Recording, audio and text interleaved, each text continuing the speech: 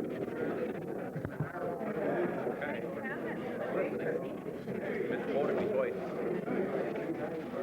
June meeting of the Oswego County Legislature is called to order.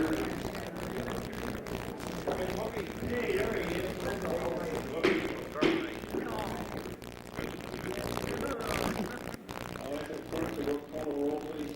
Hanson. Here. Skinner. Here. Edick. Here. Bryant. Here. Brewer. Here. Sahosky. Here. Boynton. Here. Weinhold. Frawley. Here. Johnson. Here. Keeney. Here. Beckwith. Here. McMahon. Here. Murray. Here. Warndorf. Here. Garrett. Here. Greenfield. Here. Bashak. Here. Shalfo. Here. Hansi. Here. Chetney. Here. Turner. Here. Walker. Here. Baker. Here. Senate. Here. Babcock. Brown. Ward. Here. Randall. Here. Malcolm. Here. Reed. Shescroft. Here. Schurz. Here. Buck. Here. Tabor. Russell.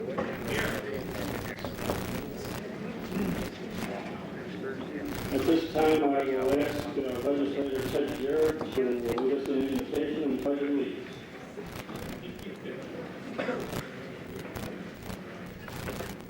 Heavenly Father, today we gather at our county seat of government to offer guidance to our people. And as we ask for your blessing today, we rejoice in knowing that you govern from a seat in every heart that is prepared for you. We give thanks to Jesus who taught us how, and we pray that you'll be with us, to lighten our hearts, to sharpen our minds, to temper our judgment forever and always. Amen. I pledge allegiance to the flag of the United States of America and to the republic for which it stands, one nation, under God, indivisible, with liberty and justice for all.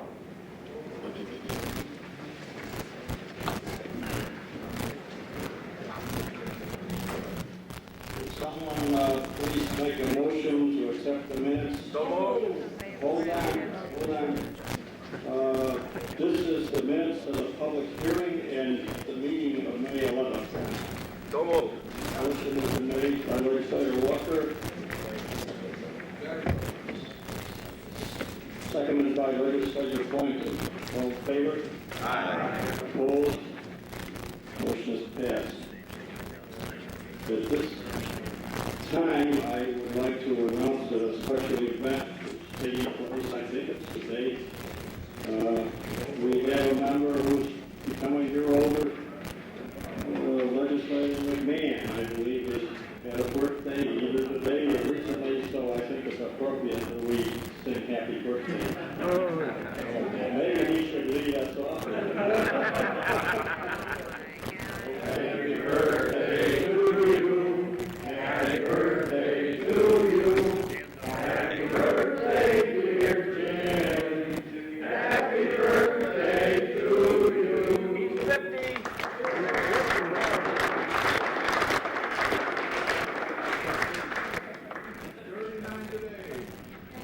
Somebody put a sign on my lawn and announced that the whole world was moving. Okay, this time I'd like to offer the floor to introductions of visitors and members of the public who wish to speak at this time, and I believe Howard Rose would like to get.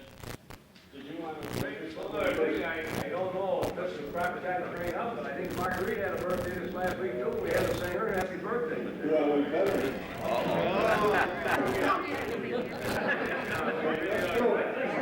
Happy birthday. Happy birthday to you. Happy birthday to you. Happy birthday, dear Marguerite. Happy birthday to you.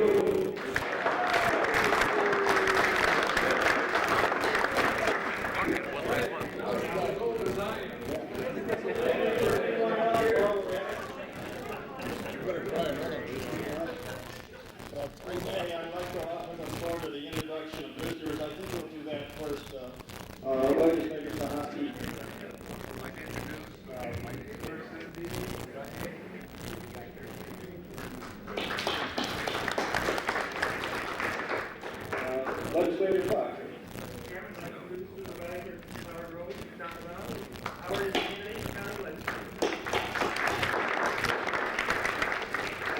Legislator Beckwith. Mr. Chairman, I'd like to introduce the Nate family, if they please stand up here from Animal.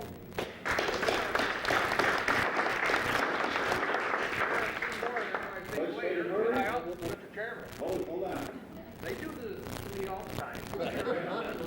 Mr. Chairman, I'd like to introduce Scott Simmons. Scott Simmons is our town supervisor out here. Bob is candidate for legislator this fall. Okay, thank you. Legislator Murray. I'd like to introduce Bob Davis, who is the superintendent of public works and assistant to the mayor of the town of the village of Mexico. Legislator McMahon. I'd like to introduce Legislator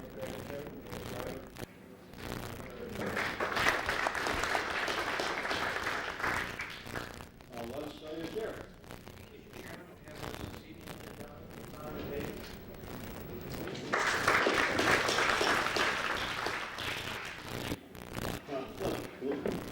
Legislator Bell. Yes, Mr. Chairman, it gives me great pleasure to introduce this lady. She is the first lady mayor that Pulaski has had in our history, and I'd like to introduce the Honorable Caston Potts.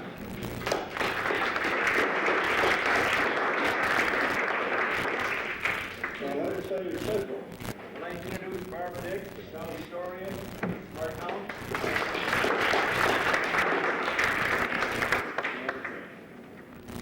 If there's no one else, then I would like to introduce Howard Rose, who will have something he'd like to say.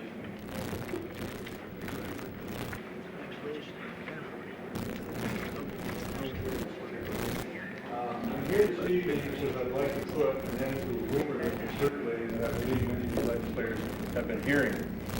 First of all, a few months ago, as you know, we had a meeting in the town of Bali concerning the county-run incinerator, and at that time, there was no one from the county to represent the county at our forum, although 11 legislators did come, and I want to thank you all publicly that attended for that. But at that meeting, a statement was read by Legislator Brown about the county's position, and at that time she stated that the press club was planning to have a forum of their own. And apparently that never happened. And the rumor that's been circulating is that the reason that never happened was because Dr. Paul Conant could not commit to coming that night, which is absolutely untrue. I don't know why it didn't happen. It was not myself or Dr. Conant that canceled. It was either someone from the county or the press club. So I just want you to know that we were prepared to come to the meeting that night to discuss the issues with you, and our purpose was not to get into a heated debate with the county on this issue, but to offer alternatives to it and have some discussion that might be productive as far as showing you that there are other alternatives to operating a solid waste management program in this county that is more environmentally sound, friendly, and also more economically feasible. So I'm still open to the idea of a forum, and I think it should happen soon before you get into your budget, because you may need to know some information before you get into that budget about incineration before you proceed. So my invitation is still open at the county level here to join us in a forum, and I hope you'll take us up on it. Thank you very much.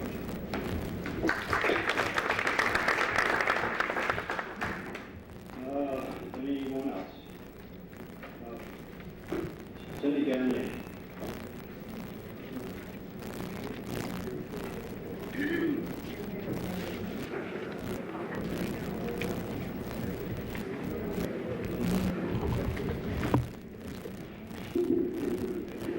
I'm wondering how many of you knew that we made Forbes magazine last week. NIMO is going to go down. What's interesting is that you might like to know, a town that I used to live in, Governor, is going to kick NIMO out. And Norfolk, and Ogdensburg, and Brazier, and Canton. And they've done their study. They don't want you anymore. This is for the benefit of the public because the Syracuse newspapers haven't been reporting it. And when I was in Governor last night, which was quite an accident, and guess who I chose to sit behind? Niagara Mohawk. But I introduced them for the audience, and I told them what their game was, and I told them not to be afraid of them. I might want to read you one of their facts. Niagara Mohawk is starting their scare tactics up there. You might like to know that basically I talked to a lot of NIMO people off the record, and they said that this is going to be to Niagara Mohawk's advantage because Niagara Mohawk is just going to transmit. You aren't going to have any taxes for the nuclear plants. About 40% of the engineers will go because, you see, the residential ratepayers are going to bail out the nuclear plants. As you know, Monday, all the corporations in the state are meeting in Syracuse because their rates are going to go down 30%. You know who's going to be left holding the bag? The residential customers who don't get rid of Niagara Mohawk. And that's what I told the people last night. Make sure you buy the lines, too. I have no games to hide. I'm not in love with NIMO. The only thing I've been told is some of you county legislators know that it's not going to be a 50% tax reduction. You've been told by NIMO that it's going to be 0. It's naughty not to tell the public ahead of time what's going on. You know that. But you know that I'll serve as your ambassador and tell everyone what I've heard. I'm sure you'll like that. Now, one of the things that they said is our community will be entering this market. That means public power, get rid of NIMO, just at the right time. We will be able to buy up low-cost electric power and not be strapped with the expensive mistakes of the past. For example, we can avoid high-cost nuclear contracts. Because of our rates will be competitive with the lowest cost utilities. You really should get the Forbes magazine of June 5th. It really says a lot. The 5 utilities that are going to be the losers all own nukes. But Niagara Mohawk got themselves into this mess. It really wasn't Scythe, and that's who they blame it on, along with the cost of 9 Mile 2. You might like to know that Niagara Mohawk has been to the PSC since 1990 and said, can you get us out of this? Well, guess what? NIPA's not going to buy it, so we're going to form a third-party corporation to run the nukes. But the third-party corporation, you see, won't pay the wages that Niagara Mohawk does because they're going to model it after Entergy of Mississippi. And I used to live in Mississippi, and I said, dear God, that's quite the model. You're going to be left with 3 nuclear plants, everybody else kicking out NIMO, and an awful and by the way, the bills are projected to go up double the day this happens. But like I said, don't worry. If you don't want to tell the people, I will. And I'm going to encourage every community to go public power. And I'll tell you what, when you go up to Governor, please don't mention the name 9 Mile 2 and that you like it. They think we're idiots. And they also said thanks for the high cancer rate since the winds blow up that way.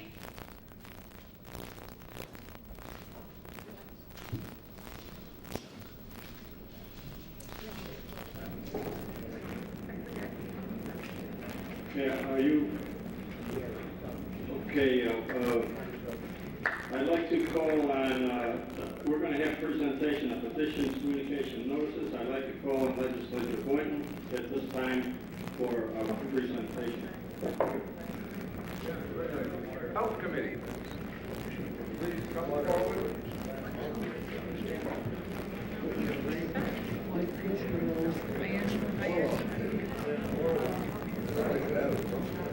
And Mr. Rose and my girl, what's your name now? I have a pet name for her, but it's Natalie Jones. No. I don't want to embarrass her.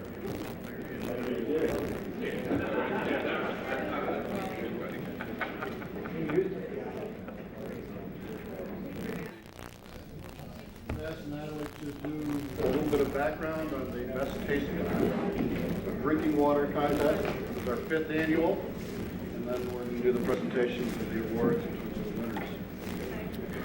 Each year, the CDC and State Health Department promote these drinking water contests throughout the state. And we started this 5 years ago, as Steve said. And this was our 5th annual. And, sorry. The purpose of this is to select the best tasting drinking water in the state. And it starts with our county contest. And our winners this year, we held our contest at the county fairgrounds on Saturday, May 27th, and we had 4 municipal water supplies participate. Only municipal water supplies could participate in the contest. We had 60 volunteer taste testers, and the winner of the county contest goes on to the regional contest, and the winner of the regional contest goes on to the New York State Fair. The winner of the New York State Fair gets the honor of being the best tasting drinking water in the state, and they get road signs and an award from the state. So today we want to present our winners of our contest. We're going to start with the 3rd place winner, and that was the Village of Lacona and Sandy Creek Joint Water System.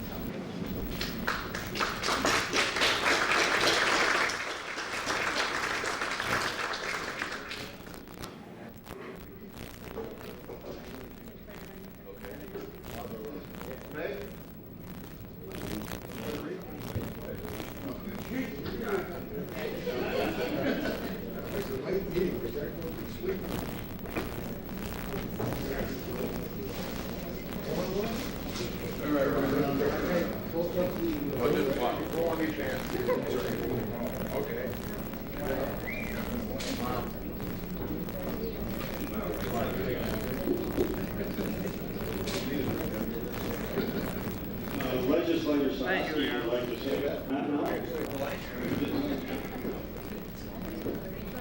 2nd place winner was the Village of Mexico. Bob Davis.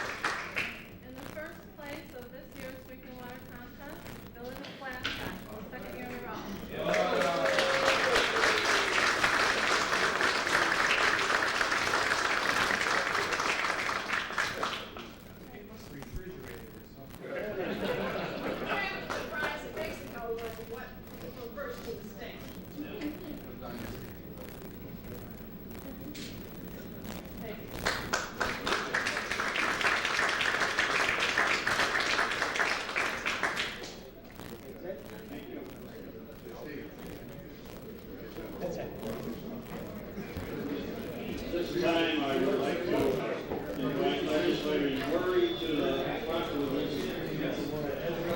I'd like to have come forward our Rural Resource and Extension Committee members.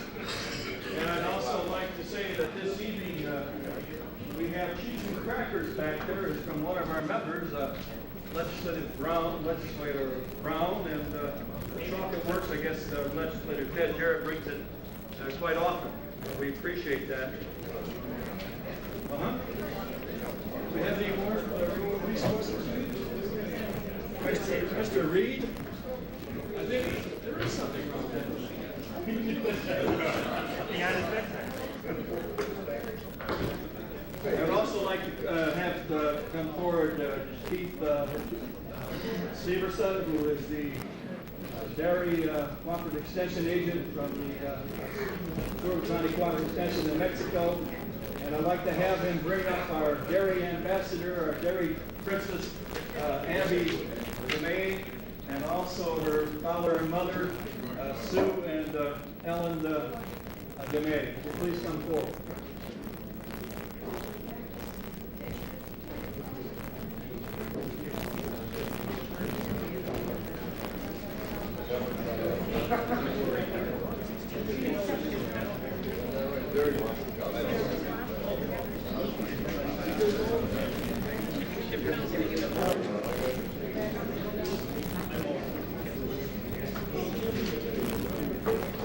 I'd like to ask Marguerite Lincoln to read the proclamation, please. Proclamation proclaiming June 1995 as Dairy Month in Oswego County. Whereas June is the month when nature bestows upon us her most nearly perfect weather, and whereas milk is nature's most nearly perfect food, it follows that June is the most fitting month to celebrate Dairy Month. June is the start of summer, when everyone appreciates the ease and convenience of the whole gamut of good dairy foods. And whereas June is the time to enjoy to the fullest all the mild products, whose vitamins, calcium, and minerals contribute so much to health and vitality all year long. Therefore, we hereby dedicate this glorious month of June to the delicious idea of eating dairy foods every day. Therefore, we also set aside the month of June to pay tribute to the nation's vast dairy industry, 1/6 of the nation's farm economy, whose daily work and dedication contribute so much to the nation's health and prosperity every day of the year. Therefore, we propose a salute to milk, the beverage that has helped our children grow taller, our young adults become more vigorous, and our senior citizens to enjoy the longest, most productive lives in the history of the world. Now, therefore, I, Frank R. Church, Chairman of the Oswego County Legislature, on behalf of the entire legislature, do hereby proclaim June 1995 to be Dairy Month, and to encourage all citizens to enjoy milk and other dairy foods, and to urge civic and business organizations to cooperate in this observance in public and in private in order that we may enjoy improved health and increased prosperity. In witness whereof, I have herein to set my hand officially and cause to be affixed the seal of the County of Oswego at Oswego, New York, on this the 15th day of June 1995. Frank R. Church, Chairman of the Oswego County Legislature.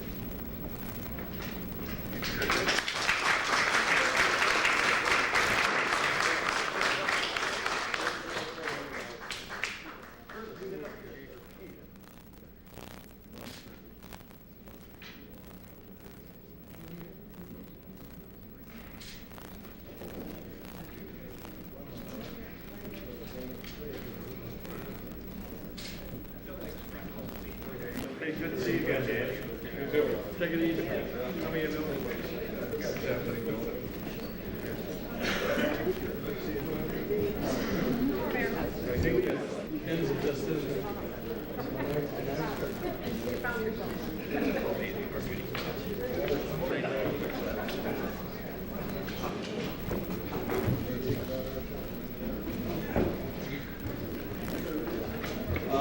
Each of you at your desk have a brochure that looks like this. It's Human Concerns Incorporated, and they are celebrating their 10th anniversary this year. They have invited us to come over and visit them. They're at over on Erie Street, 2 Erie Street in Oswego. What they do is collect food and distribute it to needy people throughout the year. They need our support, and I think they would feel that it would be helpful to them if some of us go, as many as possible, go over and visit them. And if we'd like to, we can set a date sometime and go over as a group and see what their facility is like and hear what they have to say. They've been in business helping people for 10 years, and I think they deserve any recognition we can give them. So if anyone would like to go with me, we'll set the date and we'll go over someday and visit them.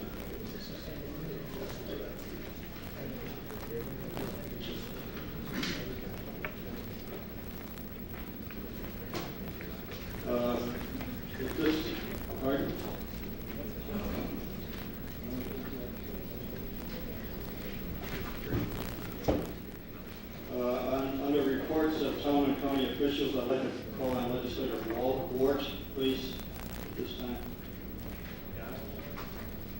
Pardon? This is from the Government Committee. We have placed on each of the desks here today 2 handouts. One regarding the resolution which was put on the floor last month and referred to Government Committee regarding a pilot payments on Maddening. And we have spent the last 30 days doing a considerable amount of work looking into this. We are not at this moment prepared to bring a resolution to the floor. We need to do some more work.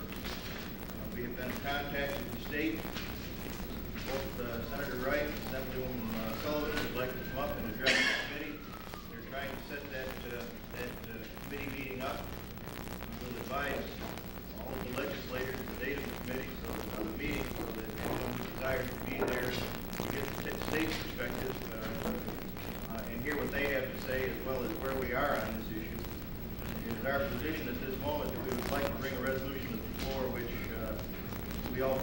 comfortable supporting. And we are getting some information which is in conflict with itself from the same people in some instances. It's just that I would prefer to see us, when we have a resolution, we have one that we are comfortable with. We would hope that we could do that by next month. The other thing is, on your desk is the final draft of the revised committee structure based on the efforts of the government committee to reduce from 19 committees to 9 committees for the legislature as seen the 1st of January. We would like you to review this. The committee will meet on the 6th of July, I believe is the next regular committee meeting.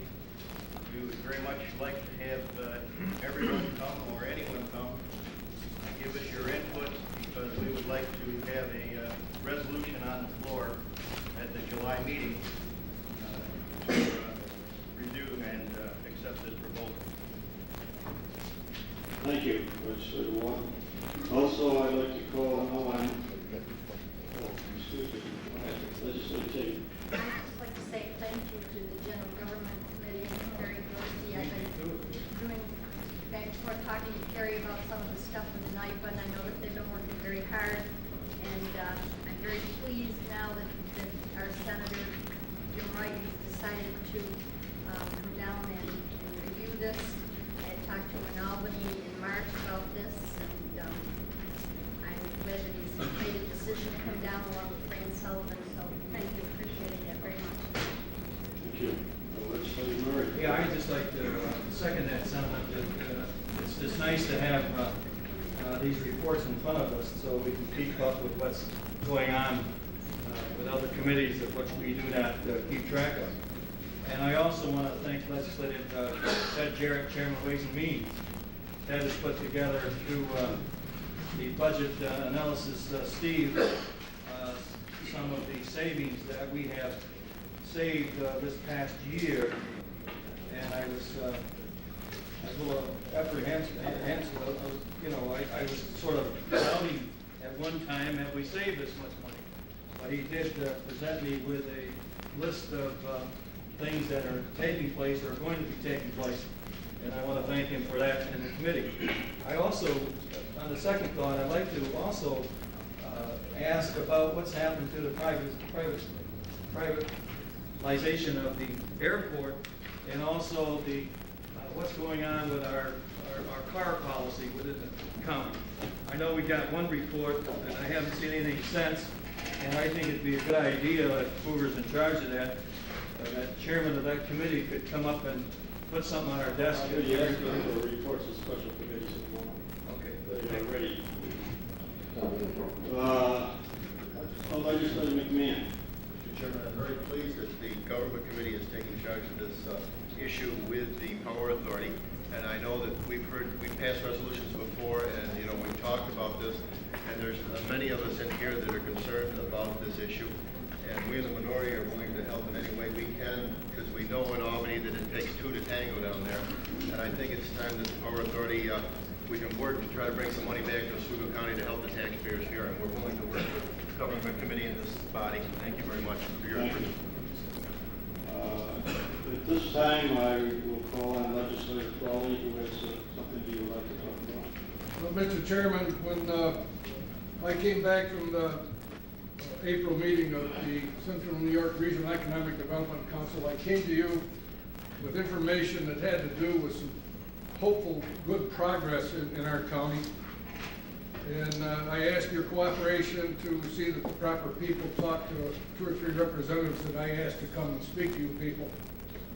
I particularly want to compliment Art and Mark Lichtenstein for taking a very aggressive step by holding the paper mill pulp and sludge brain session that they had on the 16th of May.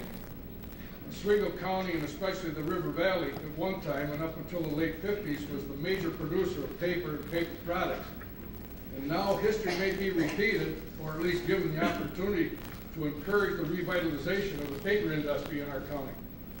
The possibility of Liberty Beloit and Scriba, a possible office paper recycler at the mill complex in Bowling, some changes at Hammer Mill in Oswego to a corrugated board material recycler, the Armstrong World Industries expansion by adding specialty paper board out of Beaver Falls to the Arrowhead responsibility here in Oswego County, and with a large proposed expansion of shoulder paper in Richland. We have a fantastic opportunity. Let's not allow it to pass us by.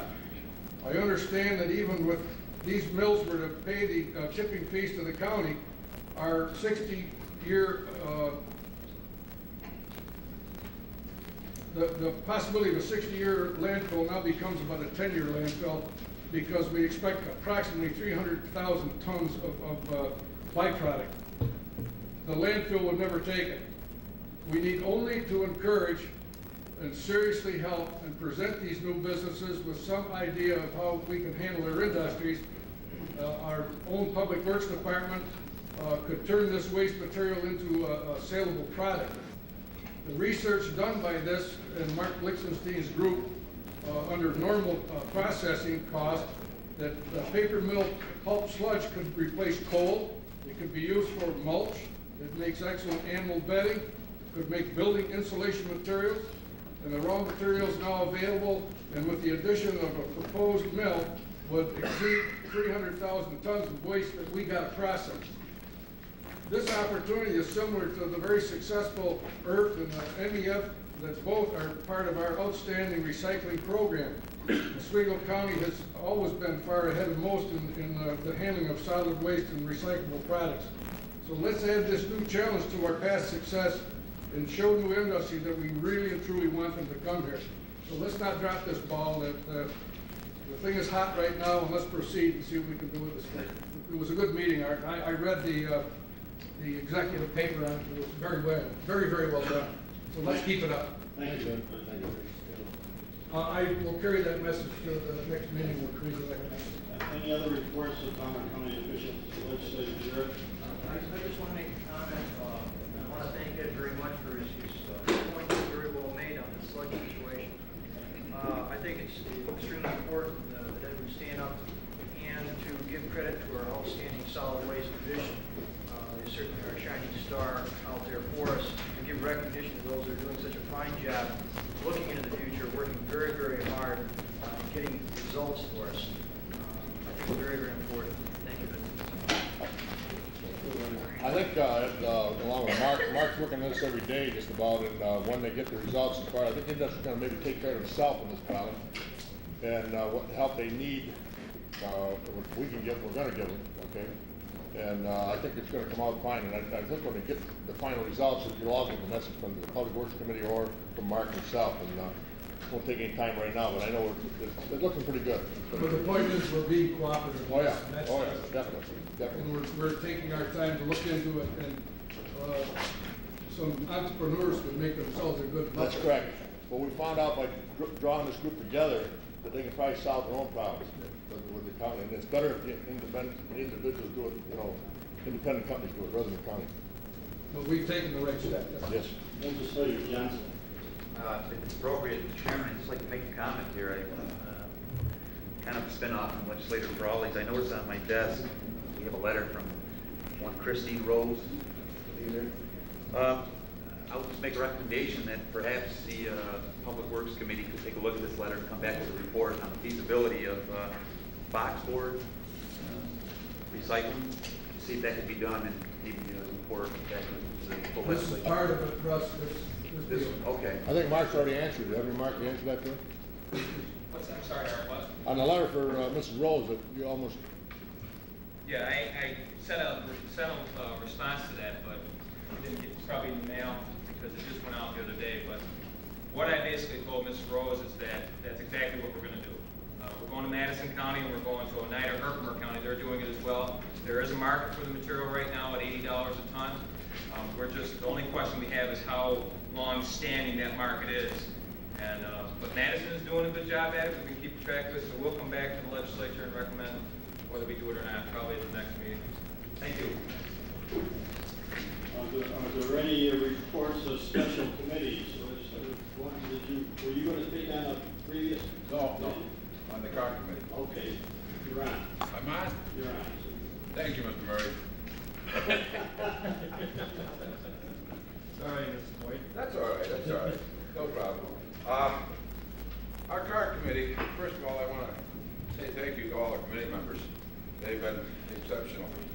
We are working very diligently, meeting once a week. We do have a draft plan now in place. There's some little refinement to be done on it, but we expect to lay that before the legislature at their August meeting. At that time, they will have time to take a moment, read it, mull it over, and come back, and we'll discuss the whole thing in September. Anything else you need to know, Mr. Murray? That's the start in the right direction. Thank you. Specific. Yes, sir, Ed. Floyd, you're just going to give us the report, there'll be no discussion on it? Right. Because that August meeting is a disaster. Yeah, well, yeah, I just want to lay it on the table in August. You people take it home, and we can have a full discussion on it in September. And if this is all right, we'll approve. Anything else? Anybody else? Anybody want to add to it, Jim? Floyd's been tremendous as a chairman. We've discussed, taken a look at everything. He's been very fair and open, and I think it's a very good report that you'll see. And we've looked at it from every possible way. And like he says, he's a slave driver. He's had us here every week working at it.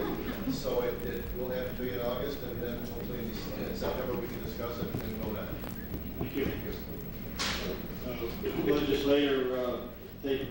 Just one other comment on that. I think we've all sat around and tried to, this chair is fair and Floyd again has been exceptional in keeping us in line. Boy.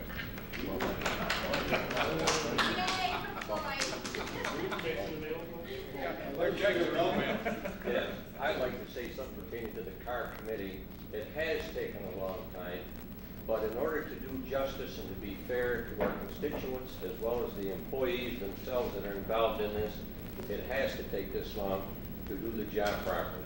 And I think the committee as a whole has been doing just that. Thank you. Thank you. Well, you guys are great. You're guys are kind of Mutual Admiration Society.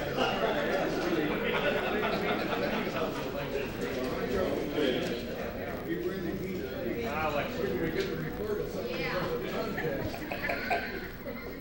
I think that ends our reports of special committees, so therefore we will go into resolutions. Excuse me, is this where you want to be? You're right in there. This is appropriate time. Okay. I received this letter from President Ken Patrick from the Fulton Veterans Council, and I would like to read it in its entirety. On August 14, 50 years ago, America's most devastating and costly war was over. With the surrender of Japanese forces, thus ended years of battle on two fronts, continents, and oceans apart. This was accomplished only after millions of lives were lost and many more crippled for life.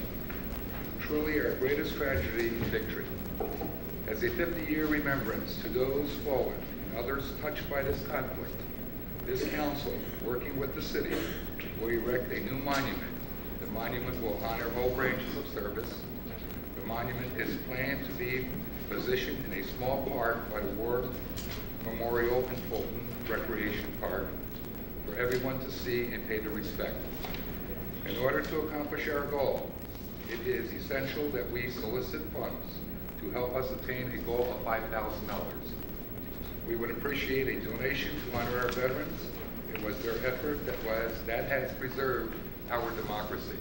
I'd like to give you a copy of this, Mr. Chairman, and Legislator Brown as Chairman of the Veterans Committee. Thank you very much. Thank you, Legislator Sahaski. At this time, then, we will proceed with the agenda. And the first resolution, number 1, is by Legislator Jack Beckler. Mr. Chairman, I'd like to offer the following resolution and urge its adoption. I'll ask the clerk to read the heading. Resolution authorizing the execution and delivery of deeds properly sold by the Oswego County Legislature, titles to which were acquired by the tax sales of 1943 through 1991. Is there any discussion on this resolution?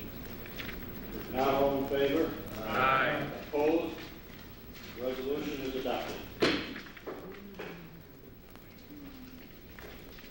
Resolution Resolution number 2 was by Legislator Earl Skinner.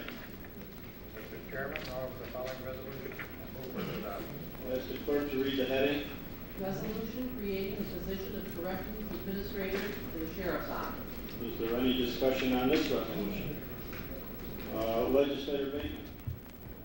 I noticed Sheriff Nelson is in the back. I wonder if he can just expound on what was in the letter about justification for the position.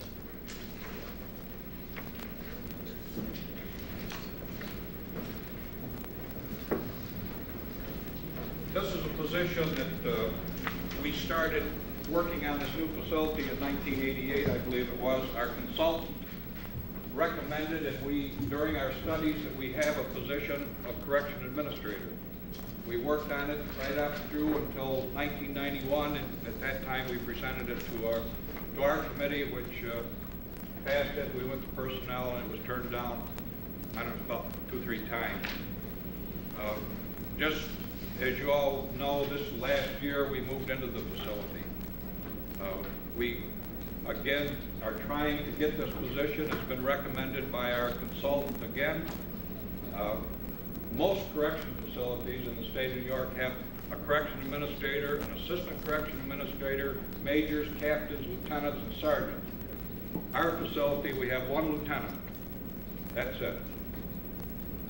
We've built a multi-million-dollar facility, probably one of the best in the Northeast, and we're running it with a lieutenant.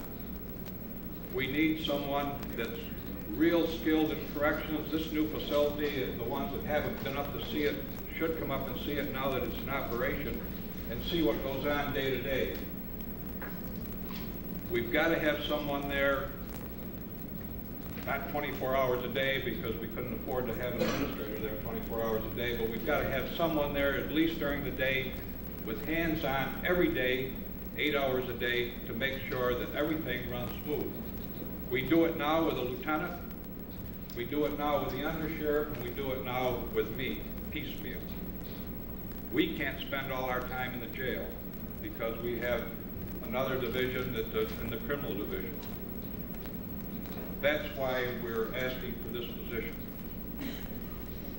so that we can have a good, smooth running facility.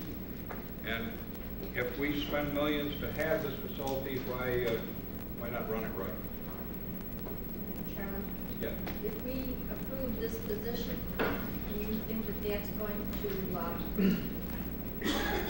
to be able to handle that position, or will we be looking for an assistant? As you said, most facilities have 2 or 3. Are we going to be able to do the job with 1? Well, we're certainly going to try. I don't know. It certainly is going to be better than the way it is now. Back in the old days, the old jail, we had a corrections supervisor and assistant corrections supervisor. But they were, one was a lieutenant, and the other one we called him, I don't know what we did call him, he was a warrant officer, I guess. Sheriff, I'd like to make a statement. When I was on that committee, from the beginning of the construction of the jail, we did take a trip to Stroudsburg, Pennsylvania. And the facility was very, very similar to what we have. It was, I believe, a 230-bed facility. And one of the cautions that we were given as a committee, Earl was there, and Barb, you were there too, that the one mistake we do not make is to make sure that one person is in charge of that jail. And we haven't done that yet. It was part of the plan, and I think this is a step in the right direction. And I would very strongly support this because you've got to have that one person that's responsible for the operation of that jail. Legislator Walker? Yes, I'm the Sheriff, M5 grade of 44,389 to 55,487. I hope that salary is towards the 44, and I hope it's quite a bit less than what Mo Todd makes, because Mo Todd's been there for 20 plus years, and I would hope, I believe, probably 55 is maybe more than what Mo makes, under Sheriff. That's more than Mo makes, that's more than I make, yeah. Well, I would hope it'd be considerably less than what the 2 of you make. We've got to have it in that range, at least in the 44,000, if we get anyone that's worth anything. That's what happened years ago. We had a price of I think we wanted to pay the guy $30,000 or something, and we couldn't even get a guy. The one good guy that we could get was making more money as a lieutenant at his correction facility, and we didn't get anyone. So you're saying that we might go more than what, we might hire somebody for more than what you make or more time? Very well could be. That is the range for the M5. Well, I'm hoping But that- I don't know, I'm sure, I'm not the personnel director, but I don't think that they start someone at the high end of a range at the beginning. Legislator Hanson. Surely, could a captain or this position be in charge of the jail and report to Mo or you, the day-to-day operation? It doesn't matter what we call them. A correction administrator is the title that's been brought out by the personnel committee. The guy there now, the title, I believe, is correction supervisor, and we call him a lieutenant just to give him some kind of rank, because a CO2 is a sergeant and a CO1 is a private, so to speak. Well, I was thinking of a captain or a lieutenant would fall below this salary range.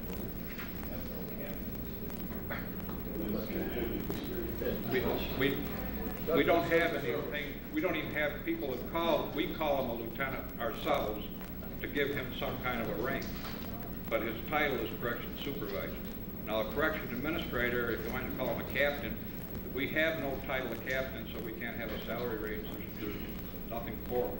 Your correctional officers do have titles. They have sergeants and lieutenants.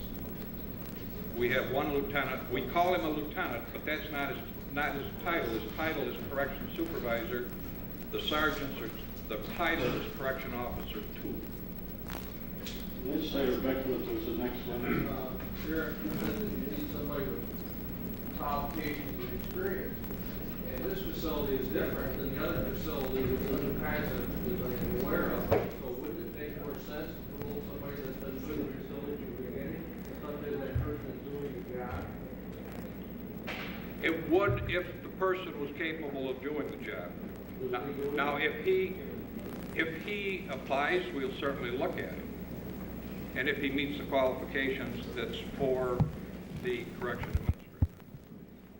Legislator Buck. A couple points to make, Carl. The point really is not so much the title of the position, but rather what the person in the position can do. What we see, and I freely admit, as of the last 2 years, I have not been supporting this position. This year I have. Being on the committee and being more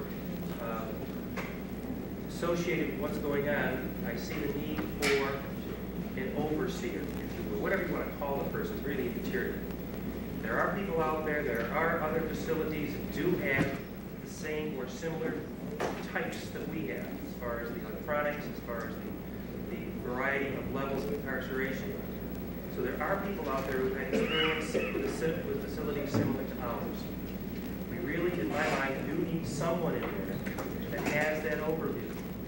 We cannot continue to keep spreading one or two people so thin where they're disjointed as far as what they do as far as the other positions, other things that we do in the county. We need somebody in there to make sure the mechanics of the place works and the personnel of the place works, as far as I can see. So I fully supported this both in committee and personnel these last this year. Legislator Walker. I'd like to have some clarification from Peter Seifel, please, if you can, on the pay scale. Peter here, Seifel. Well, we did discuss that in committee too, and I would say to you that the committee's direction, the sheriff is being polite, said in no way do we want to see someone hired that makes more money than the sheriff. Absolutely. And I would tell you, I couldn't see any legislative committee who would allow that to happen. I mean, you've got to set a range. There are ranges. You do have to have a range in the personnel scheme of things. That is correct. However, I would tell you, I'd be very, as a committee member, very reluctant to vote for anyone with more money, making more money than sheriff's commissioners. Absolutely. Legislator Johnson. Sheriff, as it stands right now, are we understaffed in the jail? Understaffed in the jail, we are at our limit now. All that we have been approved to have, we're full. We've got all the positions filled. And the only position in our plan that we're missing is the correctional administrator. Wasn't there a state recommendation when you do this as well? I don't know if I think so, that the state came in, they're more interested in the staffing, the people that watch the inmates, than they are the management staff. But our consultant that we've had ever since said we need one, and I feel we need one. We would free up the position now held by the lieutenant, and we would have one particular body, an expert, or very close to that, administrative duties that would oversee the entire process exclusively to administer the jail. That's correct. Legislator Brown. Yes, Sheriff. When we were down at Stroudsburg, the gentleman that was in charge of most of the men also called training sessions on a regular basis, sometimes every day, for the persons that were dealing with staff. Is this covered in this position? I don't really understand what you mean. He was in charge of the training? Yeah, but if they were having problems with staff, they would have meetings to reinforce the training. So that they interacted correctly with the prisoners. So is this the position that takes care of that? This is a position that would oversee to make sure that was done if there was a problem, yes. He will oversee the entire operation of the jail, including the men, including telling me exactly what we need down in the jail as far as for budgetary, to make out the budget and that type of thing. Plus, he would be a disciplinarian that would take action if there was a problem with one of the correction officers. Wait a minute, I think Legislator McMahon had his hand back. The undersheriff, is his salary range around 46? We were discussing it, Tom, is it around 46? I believe it is, yes. I'm not sure exactly what it is. Considering hiring somebody, finding a year for personnel committee, something under that 46. So we get the lower end of this scale. That was thought of the Public Safety Committee, and I think that was the thought, the consensus when we talked about it personnel. Can you attract? Do the best you somebody can, that try it. wages? I mean, there's nothing as a.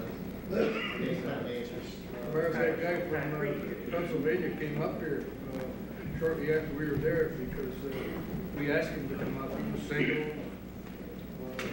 I don't know whether anything ever came of that or not. I don't think our salary level was high enough to attract him. Oh, yeah, no, there was, their pay level in there is totally different. Legislator Bateman. So this new administrative position then would make sure that all the procedures are followed correctly, and it would free up the lieutenants to take care of the corrections officers themselves on a day-to-day basis. Correct. Somebody else, the new administrator, can worry about all the paperwork and so on. Legislator Estes. In conjunction with Mr. Crawley's question, who did he speak to when he came up here, that gentleman from Pennsylvania? You say he was interviewed up here. Oh, I don't know if he was interviewed, Joe. I know he did come up. He came up. Nobody ever asked him to come up. Yes, we asked him. You were to come there at up. the meeting in the South Sheriff. Weren't you supposed to ask him to come up? No, Charlie wasn't with us. Interview him? No. He came up here at the request of the Voorhees Associates, I believe, just to see our plans, to see the way that the jail was being built at that time, I believe. Well, we talked to him down there. We were almost guaranteed he'd take that job if we offered him the money that he wanted. Well, I never knew that he was being offered a job, or I had no idea what kind of money you were going to offer him. And the consultant was a gentleman that made the final decision on it. What happened after that, I don't know. I know he did come up. Well, I know it was up here too. He was up here. There was also a guy from Boulder here. Yeah. Carolyn, what was the personnel department's justifications on not approving this position? Was it because you weren't open, there was not a need? I have no idea. There was several reasons. Another question, I couldn't hear the question. I'm sorry, what was the justification of the personnel department for denying it? Was it because we didn't have the, Okay, I think what you're asking is why, when I was chairman of personnel, the personnel committee turned it down? Is that your question? well, whoever, I don't know. The best I can recall. I didn't know you were, but that's all. Yeah, the best I can recall, it was turned down about 3 times, as Jordan Ellis said, and every time he brought it in, we never had a date of when that building was going to be open. If we hired this gentleman or person 3 years ago, they'd have been online and they wouldn't have had a building to work on or a duty to do. So Next, the other thing was, He also asked for many correctional officers.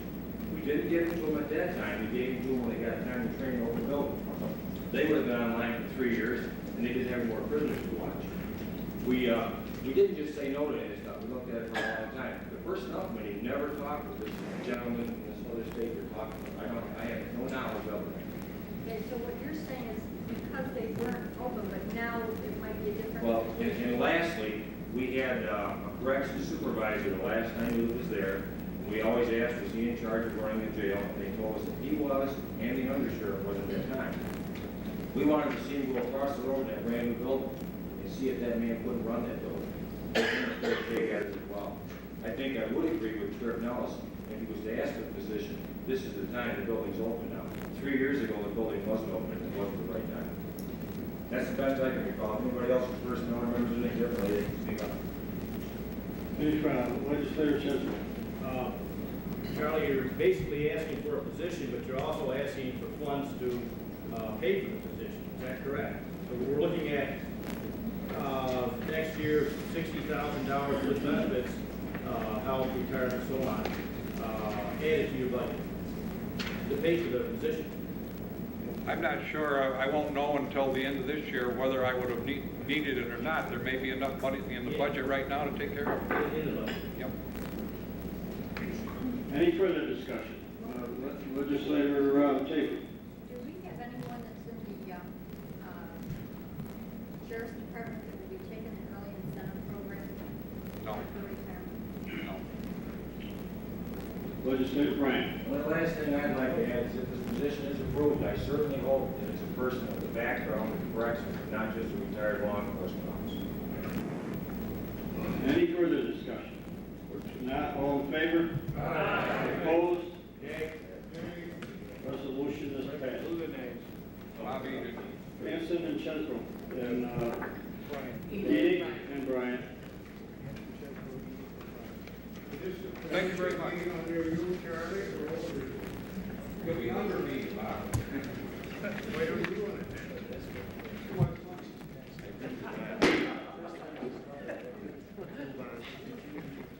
The next resolution is by Legislator Chapman. Ask the clerk to read the heading. Resolution providing for tourism promotion in the county of Oswego. Any discussion on this resolution? Not all in favor? Aye. Opposed? Resolution is adopted. The next resolution is by Legislator Russell. I offer the following resolution in urgent adoption. Ask the clerk to read the heading. Resolution establishing revenue and expenditure accounts for the Fulton Oswego Corridor Community Service Program, Probation Department. Any discussion on this resolution? Not all in favor? Aye. Opposed? Resolution is adopted.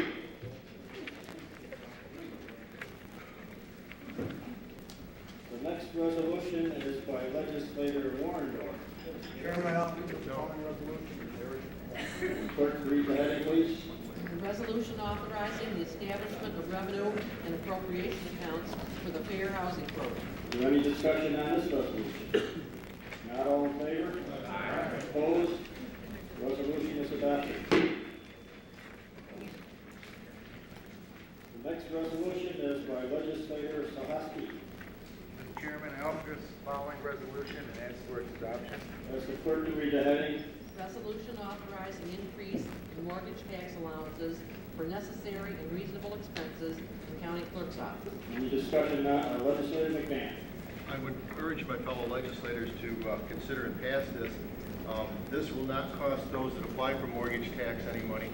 What this will do is allow us to recoup those costs in the department, and we won't be sending it to Albany. We on the County Clerks Committee have been taking a look at this for quite a while. We've asked George to come out and take a look at it and provide some information. You have a sheet that shows where we get that $7,000 from, and this is something that will benefit the county greatly, and I appreciate George's efforts, and I don't know if he has anything he'd like to add to this. County Clerks Committee, or County Clerks Department will make more money. That's what it means for the county. Any further discussion? Legislator Chair. Mr. Chairman, I just want to commend the county clerk on this effort. The Ways and Means, we've asked all the departments to increase their revenues wherever possible without increasing the tax load, and this is certainly in that direction. I appreciate that very much. Any other discussion? Not all in favor? Aye. Opposed? Resolution is adopted.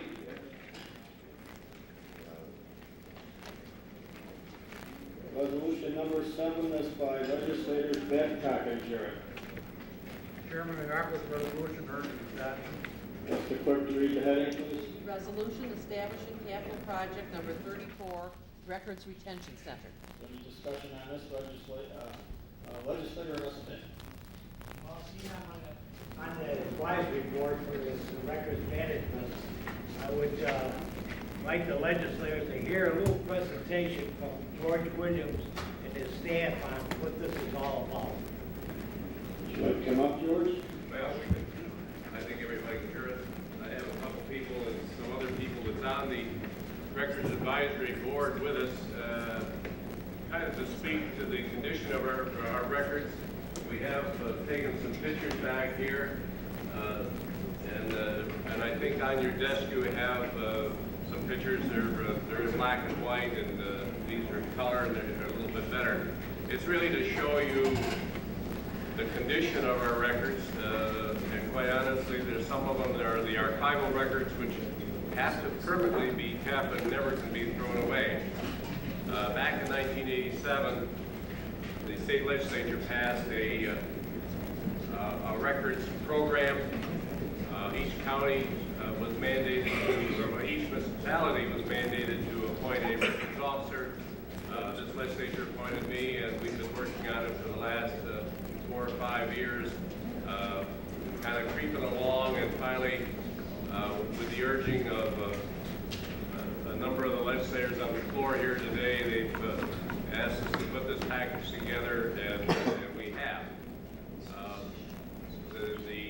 The next thing that was done was to appoint a records advisory board, of which Smokey Ostek is chairman.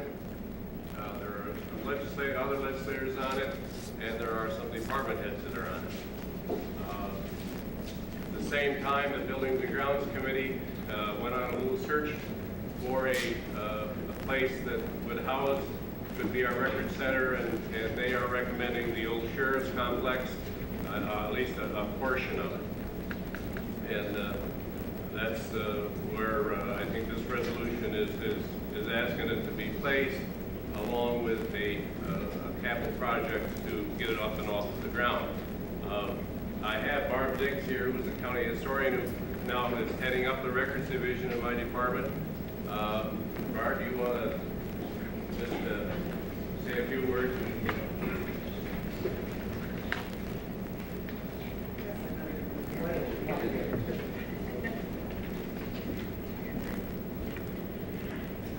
Just briefly, what a records management program could and should do, and what it needs to do this is a building.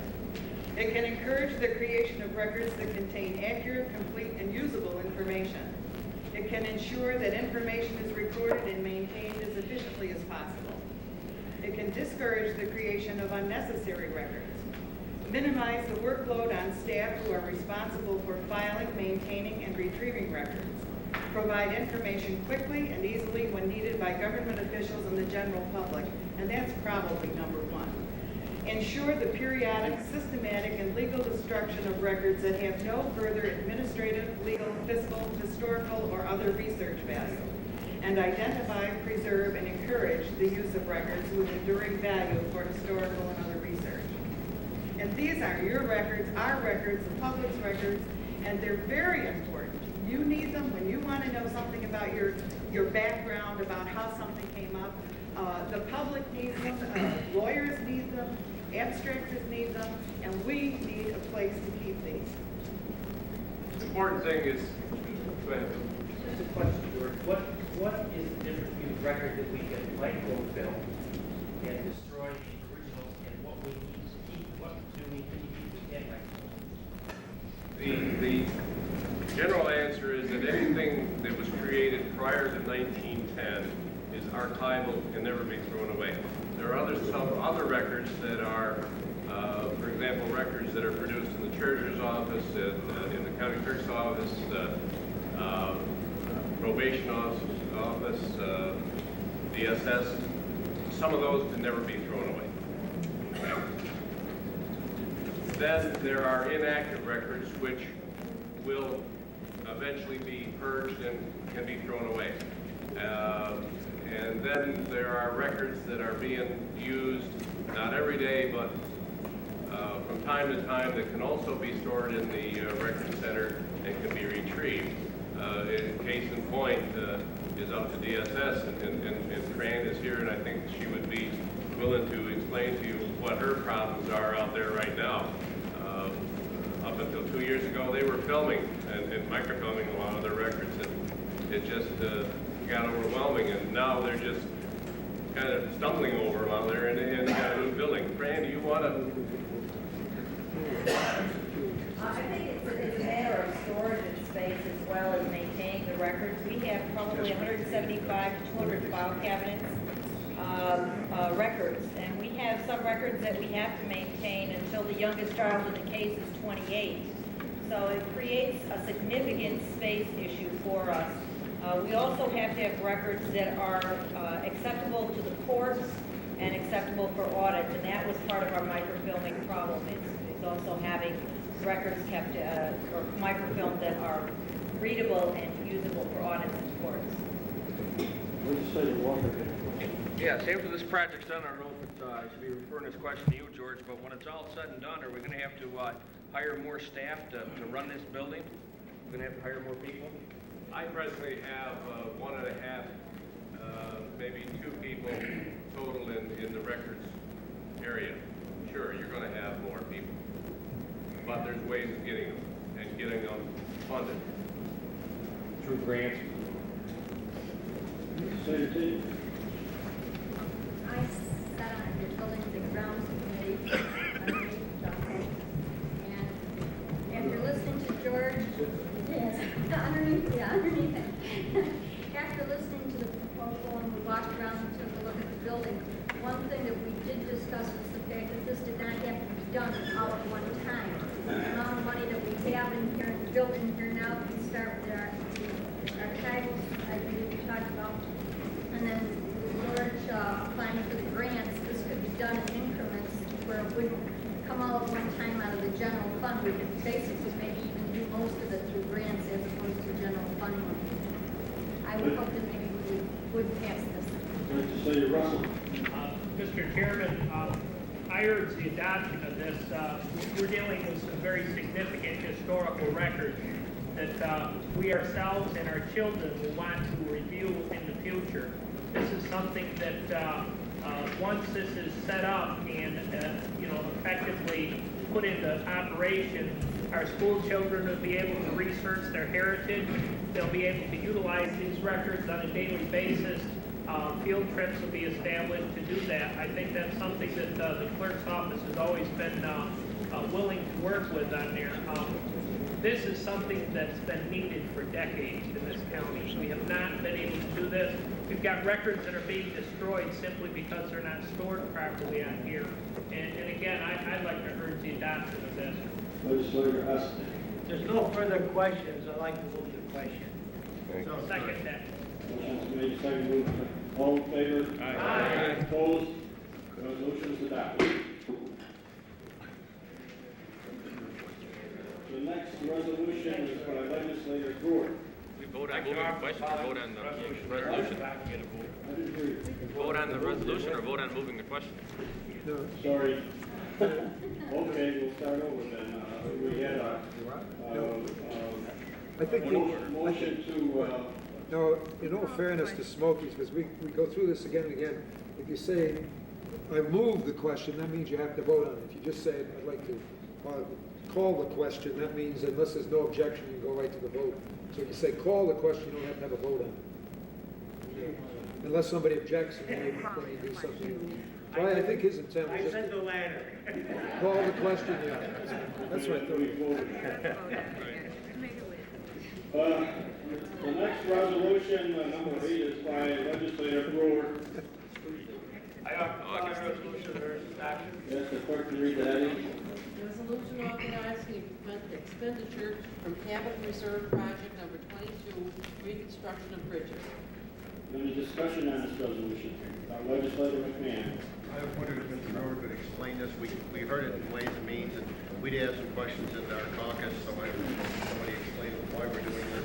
I think what it is right now, we've got two bridges that we worked on in the last 3 weeks. One was one in Oswego town, we run it $20,000, and the other one was up north that was run about $8,000 to $10,000. And we'd like to have them out of this. And also we've got $18,200 we put in this bridge rehabilitation plan. Apparently isn't paid yet. That's got to come out of that also. The two bridges we had broke down so far, one was in Herbstown, the other was up north. I don't know exactly where. And that's what we've incurred so far. Could you explain why? Because last time we voted on reserve funds, and there was a question that came up in our caucus of why are we doing this for unnamed bridges when we had a reserve fund and the connection with that? We discussed that in Ways and Means. Well, the reserve fund, which you know we voted on last month, for 5 bridges, capital project, it comes out of the reserve fund. We thought that possibly that would come out of there, but it can't come out of it. This has got to come out of the fund. All these emergency bridges, unless we have the money in the fund, we're going to have to wait for it to fix it until we come to the legislature. So we fixed these 2 bridges already out of other funds in the highway. So if we keep taking them out there, we're not going to have anything to fix these bridges. We'd have to come back, every time a bridge had a problem, we have to come back to the full legislature. You only spent $28,000. 28 and 18 too. You got 28,000, 28,000, 2 bridges and 200 something thousand. They want to take out here the emergency repair bridge rehabilitation plan, which we had done last year. I'm assuming that's what that was written in there, right, Bruce? We caught that this morning on the highway committee. Legislator Bateman. Where's the $18,000 bridge? I don't know what it is. What we've done before in other years, we had a bridge capital project. When you had this problem before, that money came out of the capital project. You can't do that anymore.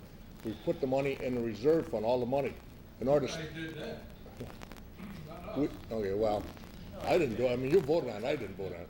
Or somebody voted on it. Well, you voted on it. All right, anyway, it's in there. We got it. So now, in order to spend that money, you people have to say it's all right. They want to take 100,000 of it to say that if a bridge goes bad, a top falls in, the railing falls off, anything has to be done to it, we can spend up to $100,000 out of that emergency fund to fix it. No more than that. Okay, Shirley? And what I'm hearing is you're not moving this, you're just authorizing $100,000, but it has to be for bridges that are in condition to be done. They'll have the bill, Shirley, and all the stuff that goes to the budget officer and the treasurer to take that money out of it. The money will stay in the reserve until something. Now, these 2 problems happen. We used to, and I'll say it again, they had a bridge capital project, all the money came out of that, and they spent that way. They don't want to do that. They made this emergency fund, which the auditors want it and so forth. In order to spend that money, you have to approve it. And that's what you're doing. Yes, ma'am. Wait a minute, Legislator Bateman. No. The only clarification I'd ask for is it says up to $100,000 for the county bridge. Is that 100,000 per bridge or 100,000 No, total? 100,000 total. See? Total. We have 4 bridges or 5 bridges. If there's an emergency that takes over $100,000, you just have to fix it, come back to the legislator. Anything you spend over $100,000 on emergency is got to come back to the full legislature. Legislator Murray is next. Yeah, I just wondered, our good counsel said that for emergency repairs, but then it goes on to say bridge rehabilitation plan. What is that? Is that an emergency too? The rehabilitation plan they have is that you've passed on 5 bridges that they can rehabilitate. A rehabilitation plan is to take the bridges that the state slashes says they got to do something whether you're going to close them, and you rehabilitate them. And you will authorize for 5 bridges to be rehabilitated out of that capital project. Or not capital project, but out of that reserve fund, right? We don't have a capital project. Legislator McMahon. During this discussion, I have another question.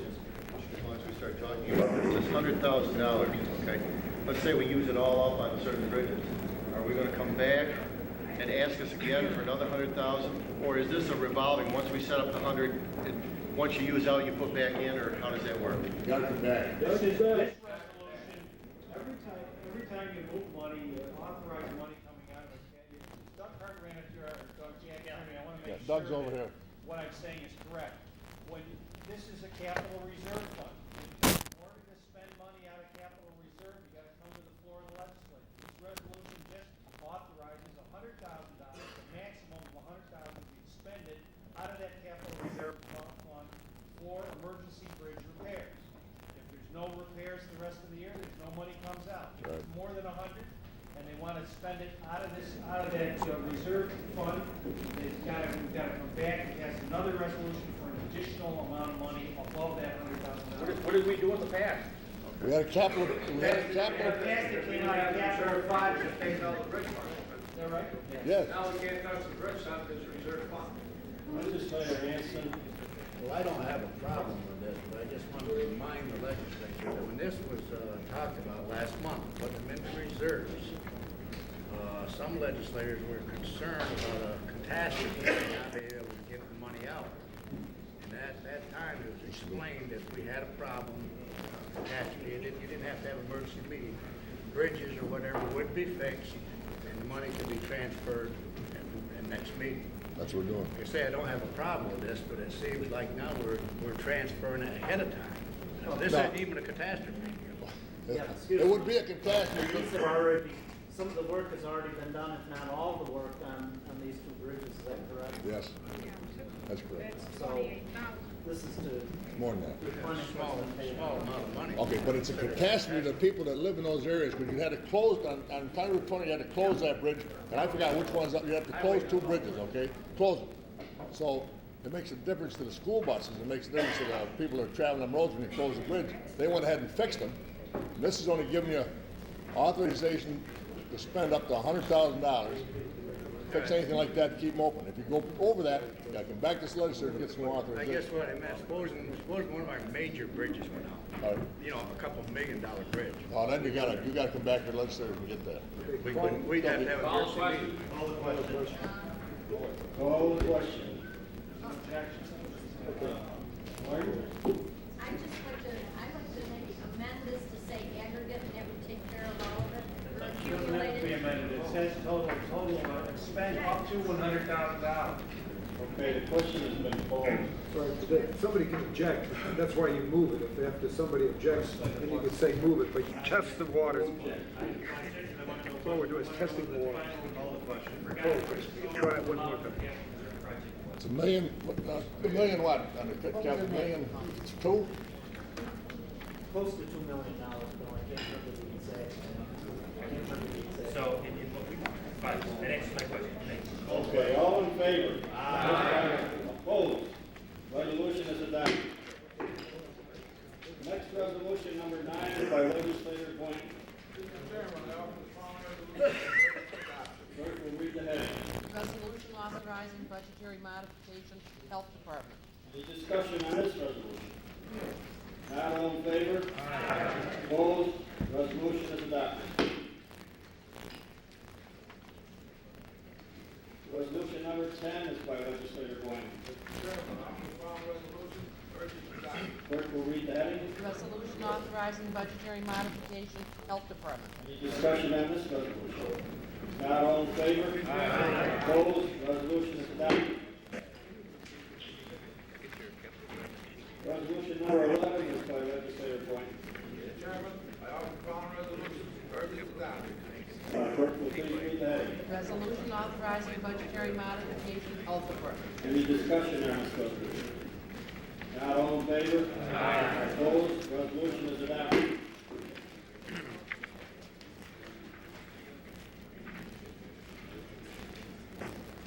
Resolution number 12 is by legislator Chetney.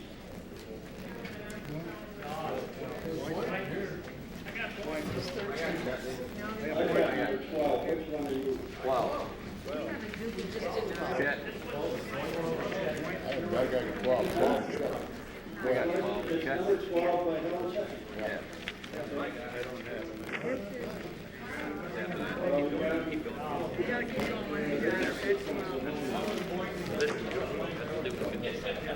Okay, you're 12. All right, I got it.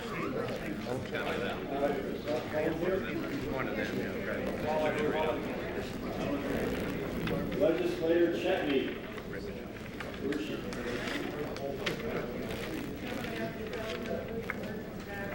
Clerk will read the heading. Resolution authorizing budgetary modification, Department of Promotion and Tourism. Any discussion on this resolution? Legislator McMahon. Is this the one with 3,052 on the back sheet? Yes. Yeah, thank you. Any other discussion? Not all in favor? Aye. Opposed? Resolution is adopted.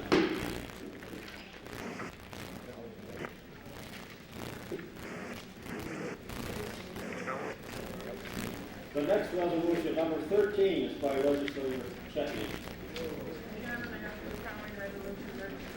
As the clerk read the heading. Resolution authorizing budgetary modification, Department of Promotion and Tourism. Any discussion on this resolution? Not all in favor? Opposed? Resolution is adopted.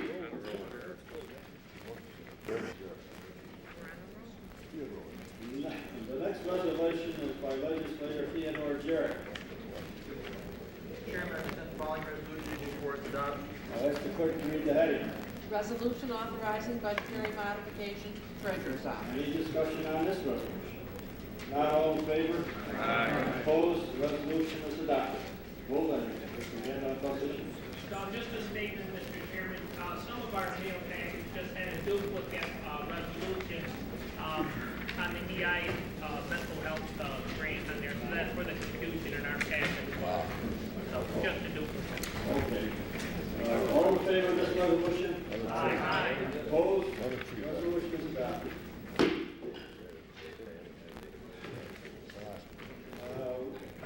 Resolution number 15 is by Legislator Sahasky. Chairman, I offer the following resolution and ask for adoption. Clerk, please read the heading. Resolution authorizing budgetary modification, County Clerk's Office. Any discussion on this resolution? Not all in favor? Opposed?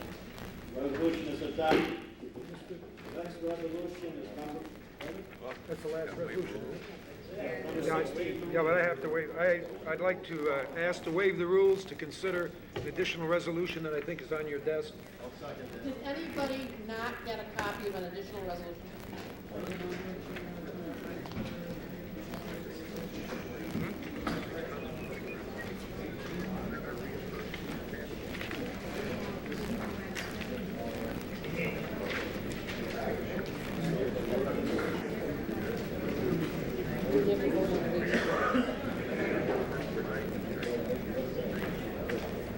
The motion has been made to waive the rules for an additional resolution. Is there a second to that motion? Yeah. I second it. All in favor? Opposed? The next resolution will be number 16 by Legislator Clayton Brewer. Yeah, the following resolution urges that. As the clerk read the heading. Resolution authorizing Oswego County to file application and to enter into a state contract for a state grant and aid for household hazardous waste collection programs. Any discussion on this resolution? Somebody explain this? Legislator Estes. Go ahead. No, I got Slater, Mark and Mark would like to talk on this later on after this. We'd like to have some more discussion.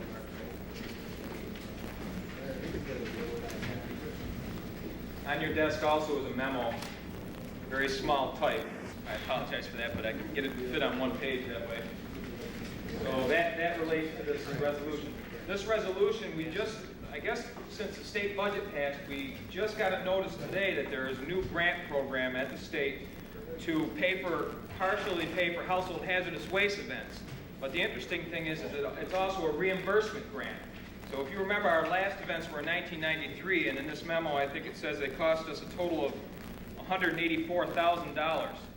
So what we wanted to do is, we just typed this up at 4:30 today because this grant program is a first come, first serve. So what we want is we want authorization to go ahead and apply for reimbursement for the 1993 household hazardous waste programs, and they'll pay up to 50%. So we could potentially be looking at $90,000 revenue. It depends on how much money they have available, but that's the most money we could get from the state.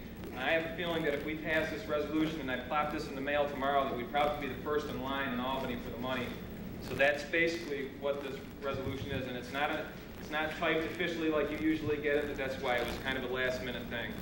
And it didn't go through Ways and Means Committee. I already talked to Ted about that. Mark? How does that come to you, from DEC or who? Right, this is a DEC-run program. And what would happen is the money would just go into the, what do you call it, the unappropriated fund balance, or back into the general fund. Yeah. I just want to say thank you for picking up on these, because it's a lot of money. Actually, this is one of my staff people, Orly Ashley Marks, that brought this to my attention this afternoon. Legislator Brown? Would this include some of the freon that we are trying to recycle? No, this is just, remember those collection days we had for, that's all would be for the paint and chemicals, yes. Legislator Anthony? Yes, I support this, because I'm concerned of where this material would end up if the county doesn't take it. But are we gonna have one this year on our own? I think that's the Constituents asking. Right, that's what question. Legislator Brewer wanted me to answer that after the resolution. Legislator Bateman, you have a question? You have a question? You all set? Everybody, Legislator Brewer? Mark, one question I'd like to ask, if we get this reimbursement now, does it have to go back in the general fund, or is it something we can use if we ever decide to do what you're going to discuss after this? General fund. County attorney says general fund. Thank you.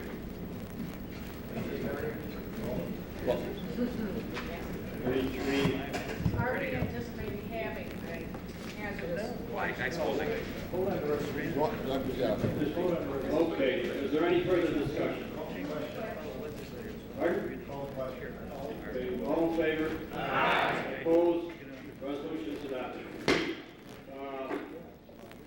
Now, the next breath out of when are we gonna have the next, hazardous waste collection? That's what you want to know, right? And that's what Clayton wanted me to address. We built some money into the budget last year to do a small household hazardous waste collection day this year, but that was cut out of the budget during the budget process last year.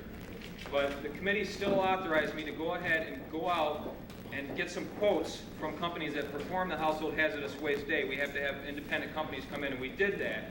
And those quotes came back, and they actually came back lower than, if you see 1983, 184, we're estimating about $150,000 is what they came back at. But the committee wants me to go back to the Public Works Committee with basically two different looks at this. Whether we should go forward with some kind of an event this year, which would mean the money would have to come from somewhere, you know, contingency or somewhere else, or to not do an event this year and look at other options for next year, like these type of days or other more permanent options, but there's problems with that as well. But that's what the committee has authorized me to do. Go back to them within the next couple of weeks with recommendations. Mark, you said that when your budget was cut that, but it didn't specifically cut that, it just cut money out of That's your right. budget. It wasn't identified as household hazardous. So It's we built- could have that without doing something that was, you're saying was taken out of the budget. It wasn't taken out of the budget specifically. Right, it's in what the other fees and services line, which is 5438. And there was $100,000 in there, and it was reduced to $100,000, but that's what we internally had that money set aside for. That's where leachate comes out and all those type of things. Otherwise, the program was not illegal. No, you did, the legislators didn't, Right. yeah, that's good, yeah, I see what you're saying. The Because legislators I don't didn't cross out, that right. we cut out solid or hazardous waste. Made more on recycling, right? Right, that's what I was just asking our So if we recycling. have a surplus fund there. Take money and get something. Legislator. Yes, Mark, you mentioned the committee and yourself, you're going to see if maybe you're going to have a hazardous material day or not this year. I'd like to suggest, and hope to think that you will have, because I've had constituents in my area that are very in need of one, and they said if we don't have one, we will dispose of them in another way. So I would strongly suggest and hope we do have one. Now, when did we get rid of our hazardous waste 3 years ago? They have an independent company come in, and they recycle the paint, they recycle batteries. Some of it has to go to special landfills and other locations, but they take it and they deal with it as hazardous waste. I see they said that the South Carolina's going to open back up for. That's radioactive. That's That's not. Is there a potential to have a reimbursement of this, maybe like if we do it this year, next year, there would be a grant to? Right, I asked Orly that question. The question is, can we apply for this? We already approved this motion. Can we go back and apply for more money if we have an event this year? And the answer is yes. How strongly would they look at our application because we just got money from this, and I really don't know. But yes, you can apply right away. Legislator Bateman, I'd just like to echo what Steve said. Legislator from the city, a lot of times when I go around and knock on people's doors and say, well, why do we have to have legislators from the city? What do you do for me? This is one of the direct benefits that they can see their county tax dollars go to, and they can dispose of these hazardous waste materials. And I would strongly support the committee to support this. Is there any further discussion? Legislator Johnson? I haven't had an opportunity to read this entire letter, but and me being here, do we have to have people that are certified or employees that are certified in collecting this hazard waste? Or no. The cost, the reason the household hazardous waste program is so costly, if you hire trained firms to come in, and we are not allowed to touch any of the material. We give them the building, we will supervise the line of traffic, but we can't touch any of the stuff. We can't even unload it from people's cars. These are trained hazardous waste employees from these independent firms. So it is not county people taking the material. If any of you went through, you would see a lot of people get upset because they see me standing there and not helping them get the stuff out, but I could not legally take the paint out of their car. So we wouldn't be doing that. We would. Okay. Thank you. The answer to your question is yes. You got to be trained and certified to touch the stuff. And our people will be trained? No, we don't have anybody for that.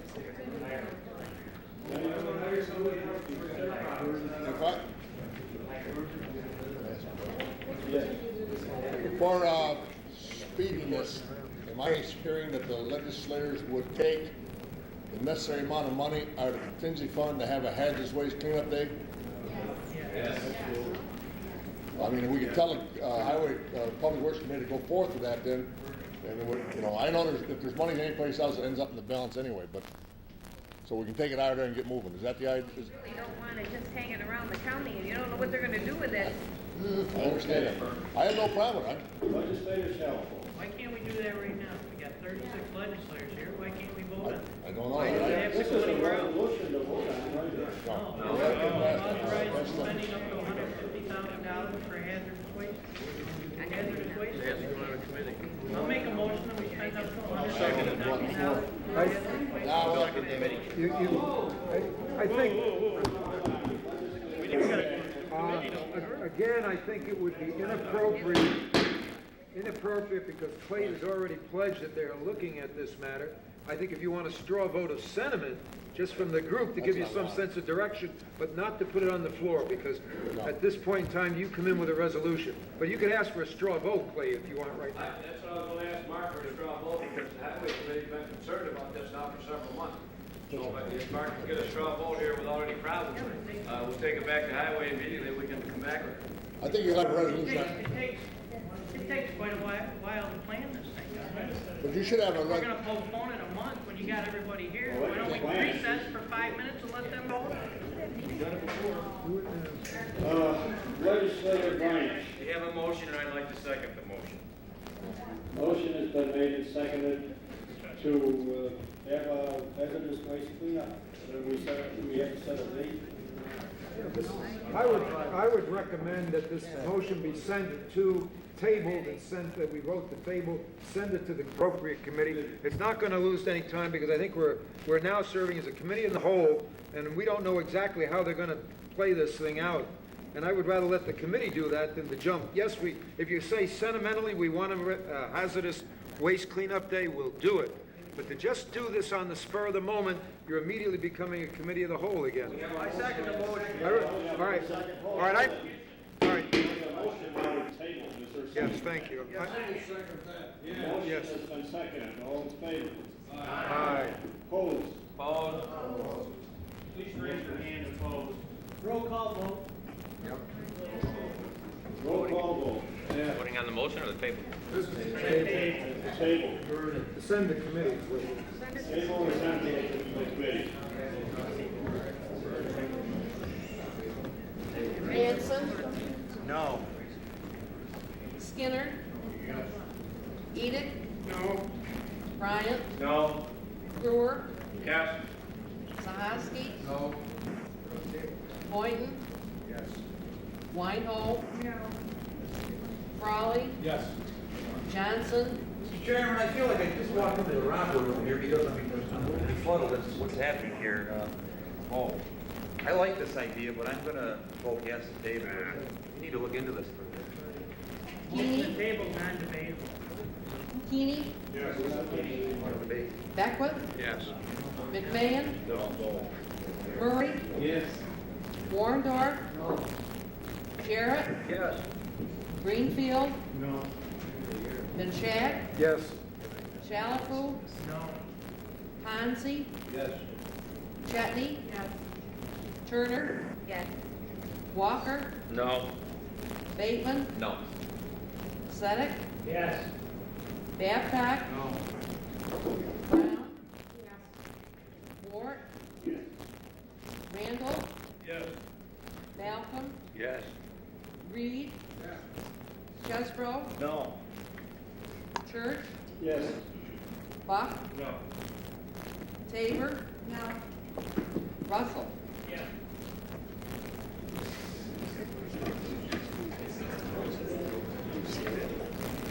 The yeas are 694.37, the nays are 523.34. The motion to table is passed. Now, could I ask at this point for a straw vote so we can still register? We never did. Is that all right, Clayton? Yeah, I love that. Okay, and could we ask the chairman to ask for a straw vote? No, this is a straw vote.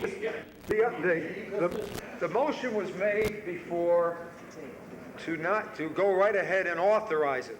But Clayton has been asking us for a straw vote to give some sense of direction.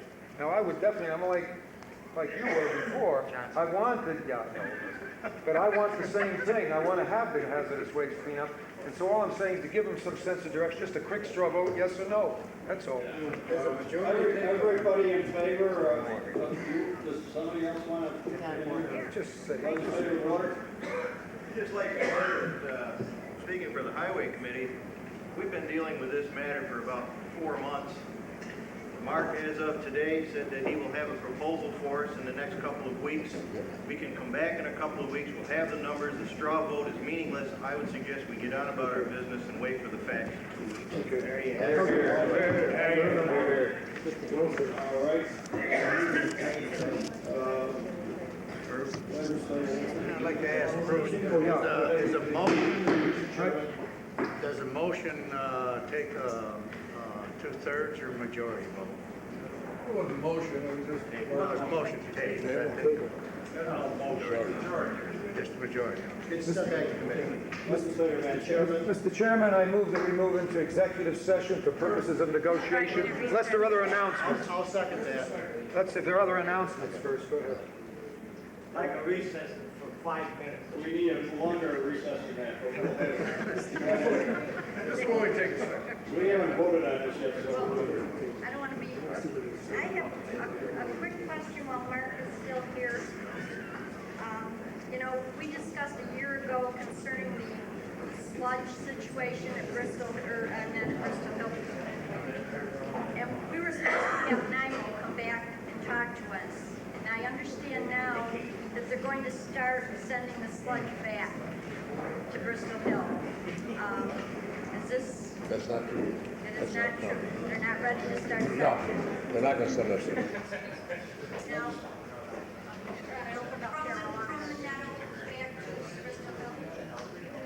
Monetto sludge is not going to Bristol Hill. Monetto sludge is not going to Bristol Hill. It will not be going back. Legislator Walker. Mr. Chairman. Wait a minute, she's still on the floor. Let's quiet down and get the business done so we go home. I would like to see, we talked last year at budget time of having Treasurer Browse come in and kind of give us a mid-year idea of how the budget is running. I was wondering if we could set that up for the July meeting You possibly. mean the budget or you mean the end of your balance? Well, he said that we could have reports during the course of the year as to how, if you know, if we have any major problems, or maybe we're not doing as bad as we thought we would, just kind of have an idea. Okay, what the problem has been so far with the state budget being as late as it is, we really don't have anything yet. That's what he's going to tell you right tonight, and that's what we've been talking. We talk every day on this, and that's what we're waiting on right now. So probably by the next time he'll have something. Next meeting. Go ahead, Legislator Walker. Mr. Chairman, I know His assembly screwed him up. it might sound like a broken record on this matter, but it's got to pertain with the video camera that's been going on for quite some time. It's been brought to my attention by the man that is doing the job that he has been laid off from his work and he is not able to get unemployment because of his little side business. And he's expressed an interest to me that he is probably going to quit doing it because he is not getting compensated whatsoever. And I think that would be a sad day that I have a lot of constituents that do watch it, won't be able to watch because we're not doing it. And I would ask the General Government Committee to strongly look at the matter and come up with something because the people that can't get out watch it on TV, there's many of those people. It's been a matter we've talked about for quite some time now. Thank you. Legislator Turner. Mr. Chairman, before we go into the executive session, I would just like to comment on one thing that our first night meeting of the year, was very nice. I noticed I was around all night and I noticed everybody managed to stay awake and I think it's great. So we'll have a couple more this year. It ain't over yet, dear. Okay, we have a motion on the floor. Okay. This is some information that a lot of legislators have asked for. The Social Services Committee, with cooperation of the health people, finally arrived at the 1992 births in Oswego County was 1,894 births. 31% of those births were out of wedlock mothers. 40% of those births were Medicaid funded. And 12% were teenagers between the ages of 15 and 19. In 1994, our best estimate is that 50% of all births are Medicaid funded. We're talking about some real change here. And this is some of the changes that were proposed in the state budget. How it's going to fall into Oswego County, we don't know, but it's a lot of dough. I got one announcement before. Have an announcement before we go? Yeah. Me too. Go ahead, Myrie. Two announcements. On your desk is a lot of material, I realize, but don't overlook the county fair information because your tickets for the fair are in an envelope. So please look at the material there. Take good care of it. County Administrator. After the executive session, we will reconvene. There'll be no vote as far as what we're doing in the executive session. But I have a tape that I'd like all the legislators to be able to see. And we listened to Howard, Mr. Rose, Supervisor Rose tonight as far as Dr. Connett's statements. There's another side to the story. That's the name of the tape. It's put on by St. Lawrence County and what they've done up in what he had accomplished up in St. Lawrence County. And I just would like you to see this tape. I think it behooves you to see this and help you on your decisions when you're going to have to make it sometime if you rectify, don't rectify, or what do you want to do. I just want to get both sides out here, and tonight I want the press and everybody to come back. It's open for anybody to watch. Okay, we have a motion on the floor. Frank, the pictures that we had from Government Day. They're in there. You got an envelope with them. Yes, but did the children have that picture mailed to them? No, I think we give it to them, don't we? I don't know anything In about the it. past, I've taken them myself. Well, last year they mailed them to them. Phil Church would know more about it. Those are there for you to give to them. Those are the pictures. How come you didn't make 5x7s? Cut your eyes, will get straight looking at that thing. Say it, we're downsizing. Ed, we're downsizing the government, downsizing. Sure did. I looked at that, it was about 7:30 before I got my eyes back and forth. Well, the older people are like that. Yeah. The answer to your question is they're not 5x7s because we're trying to reduce the cost. It saves about $2.80 per plane. See? So if you're 3.5 by 5. They have to get new glasses on. Okay, we still have a motion on the floor and seconded to go in executive session. All in favor? We will have a few minutes recess at the time. Hey, Clay.